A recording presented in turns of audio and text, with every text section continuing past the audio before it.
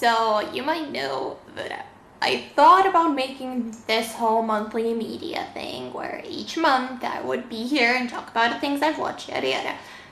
Clearly not working. We're literally barely in the year and I've already failed. However, I still really want to talk about the films I watch and whatnot.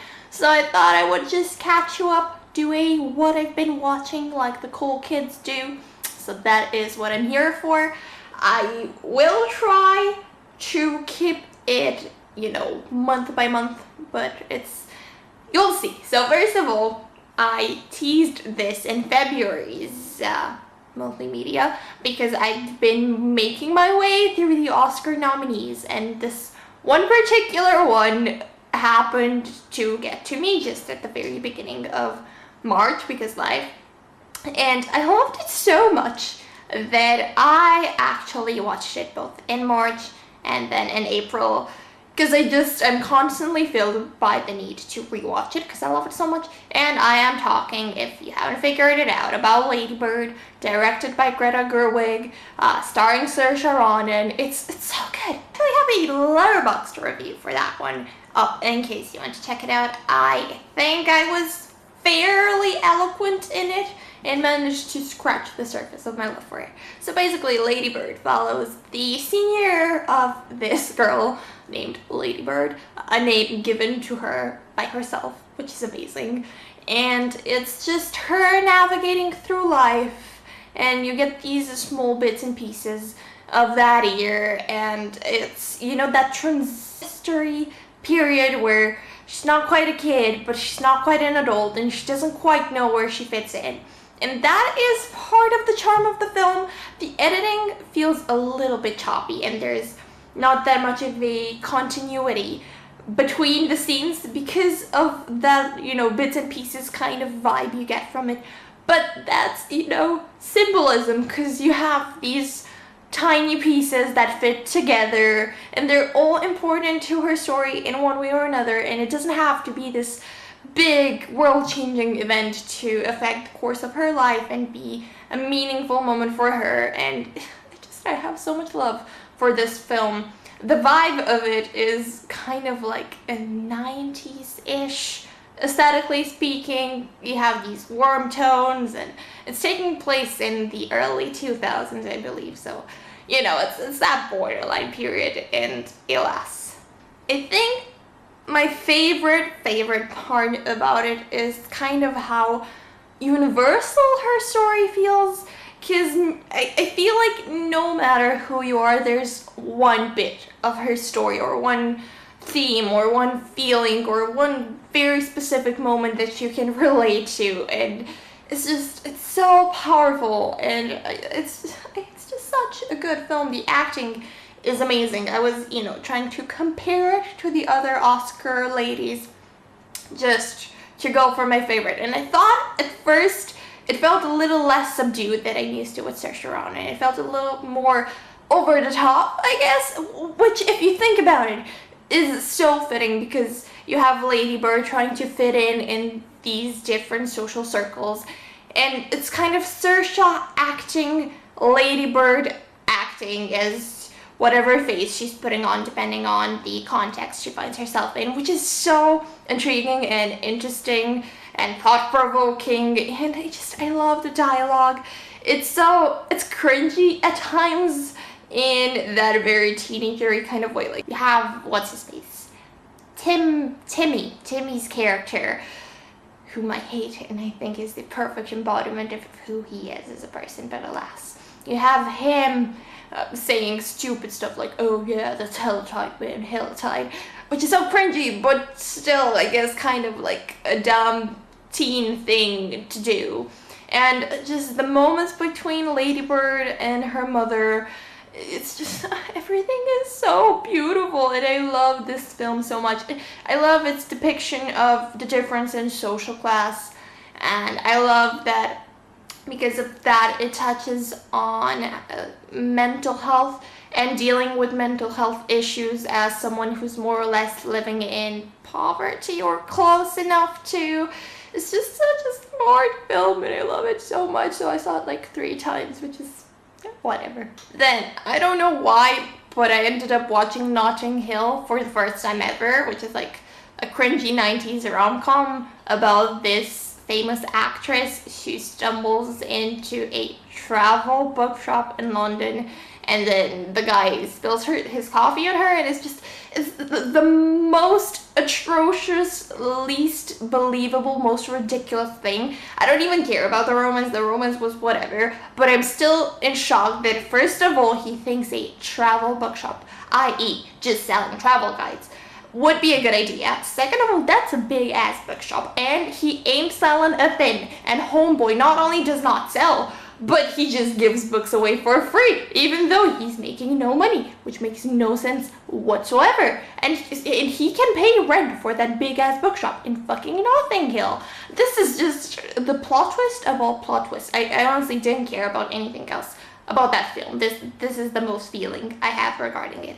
Next. So I finally saw Annihilation in March, which I had been anticipating for so long because it has some of my favorite ladies in it. So you have Natalie Portman as the protagonist, you have Gina Rodriguez, whom you might know from a little show called Jane the Virgin, and it has Tessa Thompson, who's been in like everything, and I love her so very much. And it's basically based on a book series that I hadn't read before, which, because I haven't read, I didn't figure that it was whitewashed, which is sad. So Natalie Portman's character is meant to be at least part Asian, I believe, and then this other character is meant to be at least part Native American, so shady. It's super funky and weird and a bit of a mindfuck. It's made by the same guy that made Ex Machina, if you've seen that. It was one of my favorite films in the past, and it's so smart, and the cast is so good. And it's just a really beautiful visually. It's on Netflix. Sadly, I really wanted to see it on the big screen because I think it would have been just really nice to experience that whole visual on the big screen. And also, I really wanted to give my money away just for Tessa and Gina. Alas, that did not happen, but I really, really enjoyed the film. Whitewashing aside though, not approving of that. I really want to read the book series now. It's just, I heard it's very different, but I really want to experience more of this world, and I'm not sure if it would be possible to get like a sequel to the film, and also that would be hella expensive. But yeah, I really enjoyed that. And then I went to the Irish premiere of the new Lara Croft film, Tomb Raider, with my friend Rachel, and they got fucking Daniel Wu coming out, which is super random and super cool. So I really loved Lara Croft as a kid, so I was super pumped to see this, and the fact that it was starring Alicia Vikander added to my excitement, and I really loved the film. It was so well made. Alicia Vikander is just a goddess among us mortals. I thought there was just like a sprinkle of could be possibly romance, but not enough to overwhelm you.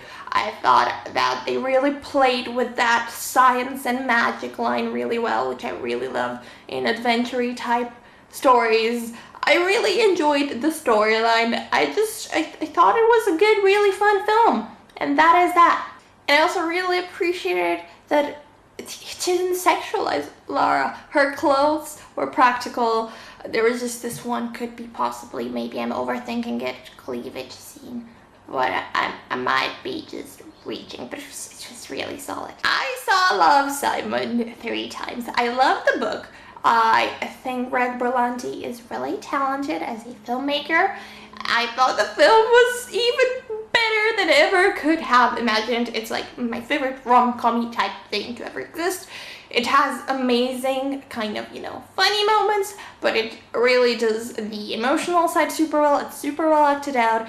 It's so powerful and it's so fun, and I would honestly see it again. It's just a really good film. And also, encourage diverse media. And just the experience of seeing it in the cinema at least 2 out of the 3 times was really fun. One time, the whole room cheered at the end of the big reveal, and it was beautiful. And Becky Albertalli just deserves this, okay? So Infinity War came out, so I thought it was a perfect excuse for me to rewatch some of the films. I rewatched Ragnarok because my sister hadn't seen it, and I thought it was essential as a setup for Infinity War, and also I just really think Ragnarok is a really solid film. I think Taika Waititi is just one of the best filmmakers of our generation. And it's just, I hate it. It's not even dislike, I hate it with a passion. The previous 2 Thor films, I didn't care for Thor as a character. I thought Loki was kind of there, not quite really understanding the hype. But Ragnarok just, even the first time, it turned all that upside down, and it played with the Thor franchise being a joke, and it owned it. It was beautiful visually. It was super funny for once without trying that hard. It had really great action scenes. It was super well acted.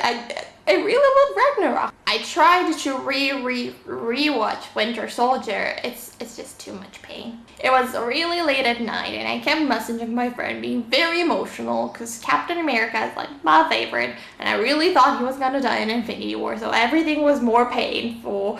And then I managed to get through it up until the point where Peggy was on screen, or they mentioned Peggy or something, and I started bawling my eyes out because Peggy Carter is a goddess among us humans, and I love her. And then I called it quits. But I did see Infinity War after that, and I still don't think I am emotional or prepared to talk about it because it was just a lot. It's everything I keep talking about. It's everything I keep sending my friends memes about. It's everything I talk about at work. It's everything I think about. My mother spoiled it for her whole office floor at work because they were talking about it, and then she mentioned me being upset because spoiler, and then everyone just kind of collectively gasped, and they keep teasing me, and it's a lot of pain for one tiny human to put up with, but it's a really super good film, and I love Marvel. I am trash. That is what I've been watching mostly lately. It's a lot. I have many feelings. Please do let me know if you've seen any of these films. Please do let me know if you know how far-fetched it would be for that dude from Notting Hill to own that big-ass bookstore in that area when he makes no money. I don't know. That's it. Thank you so much for watching, and also do let me know your favorite film that you've seen recently. Alas, I'll see you later.